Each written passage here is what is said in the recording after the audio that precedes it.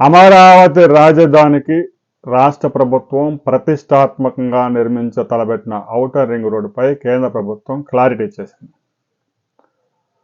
గతంలోనే 2018లోనే డిపిఆర్ సిద్ధం చేసి అలైన్మెంట్ మొత్తం వేసేసి పెగ్ మార్కింగ్ కూడా చేశారు.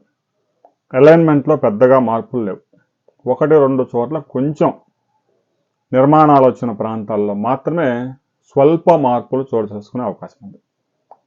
తాజాగా ఔటర్ రింగ్ రోడ్డు ప్రతిపాదనలో రాష్ట్ర ప్రభుత్వం 140 మీటర్ల వెడల్పుతో భూసేకరణ చేయాలని కేంద్ర ప్రభుత్వానికి పంపించింది.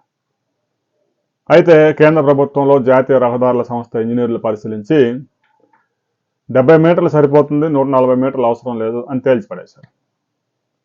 ముఖ్యమంత్రి చంద్రబాబు నాయుడు కేంద్ర మంత్రి గడ్కరీతో మాట్లాడి ఒక విషయాన్ని గుర్తు చేశారు. 1998లో హైదరాబాద్ ఔటర్ రింగ్ రోడ్డు ప్రతిపాదన చేసినప్పుడు అధికారులు 4 లైన్లుగా చేద్దామని చెప్పారు.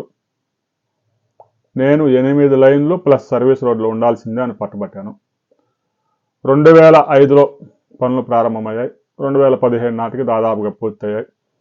ప్రస్తుతం హైదరాబాద్ ఔటర్ రింగ్ రోడ్లో ట్రాఫిక్ జాములు అవుతూ ఉన్నాయి.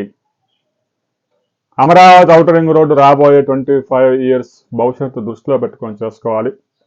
ఇప్పుడు ప్రాజెక్టు పనులు ప్రారంభిస్తే పనులు మొత్తం పూర్తి కావడానికి దాదాపుగా 8 నుంచి 9 సంవత్సరాలు పడతాయి.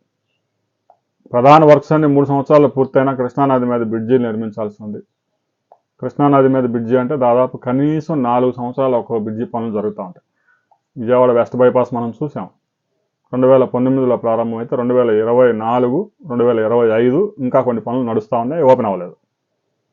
ఔటర్ రింగ్ రోడ్డు కూడా పనులు ప్రారంభించిన తర్వాత ప్రధాన పనులని ఒక 3 సంవత్సరాలు అయిపోయినా కృష్ణానది మీద బ్రిడ్జి అలాంటి పనులు మాత్రం 4 సంవత్సరాలు 5 సంవత్సరాలు నడుస్తాయి.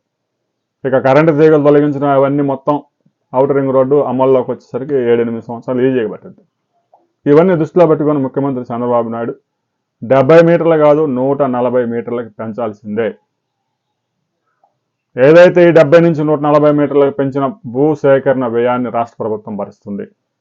మిగతా ఔటర్ రింగ్ రోడ్డు మొత్తం ఖర్చు మొత్తం కేంద్ర ప్రభుత్వమే పెట్టుకునేందుకు ముఖ్యమంత్రి చంద్రబాబు నాయుడు కేంద్ర మంత్రితో సమావేశమై మొత్తం వివరించడంతో ఆయన సాటిస్ఫై అయ్యారు. ఇంకా అధికారులకు కూడా సూచనలు చేశారు, వారు కూడా అంగీకరించారు. రాబోయే కొద్ది రోజుల్లోనే గ్రామ సభలు నిర్వహించి నోటిఫికేషన్ ఇచ్చి భూసేకరణ చేయబోతా ఉన్నారు.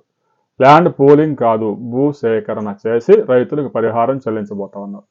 దాదాపు రైతుల నుంచి 3,200 ఎకరాలు, ప్రభుత్వ భూమి ఒక 1,800 ఎకరాలు, ఫారెస్ట్ ల్యాండ్ ఒక 1,600 ఎకరాలు సేకరించాల్సి ఉంది. రాబోయే కొద్ది రోజుల్లోనే దీనికి సంబంధించిన నోటిఫికేషన్ రాబోతా ఉంది. నోటిఫికేషన్ వచ్చిన తర్వాత మరింత క్లారిటీ వచ్చింది. క్లారిటీ వచ్చిన తర్వాత మరో వీడియోలో తెలుసుకుందాం.